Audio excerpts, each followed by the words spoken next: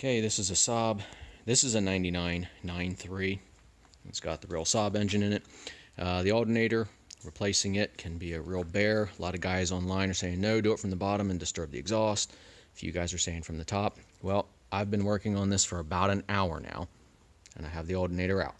The only thing I did from the bottom was taking the bolts off of the back of the alternator. Just the two, the power and the signal wire here. That's all I did from underneath the car. Now I did take the wheel out then, and the plastic. It helped me to take the bottom alternator bolt out. Really, that's all I did from under the car. Everything else was up top.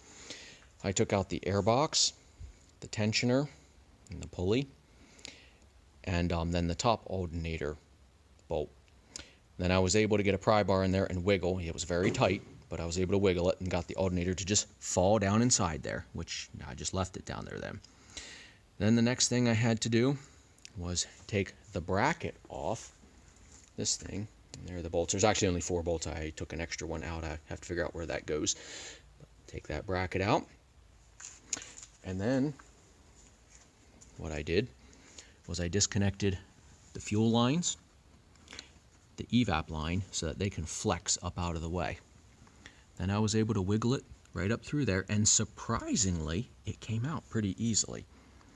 So really, this actually turned out to be a much easier job than I thought. There's the old one. I got to put the new one back in. So definitely, guys, take it up through the top. I didn't have to mess with any motor mounts, nothing. Just get those fuel lines out of your way, for sure. An evap line, and that bracket. The bracket definitely has to come off. So, once this is out of your way, you're going to have plenty of room. It comes up out pretty easy. There's your tensioner. Oh, and one other thing here, guys, I failed to mention. Another thing that I took off is right here. The strut brace goes side to side. It's only like 4 bolts on the strut towers, 3 in the center. And there's the map sensor also, which is just a connector and a hose. So definitely that strut bar has to come out. And the bracket and the fuel lines.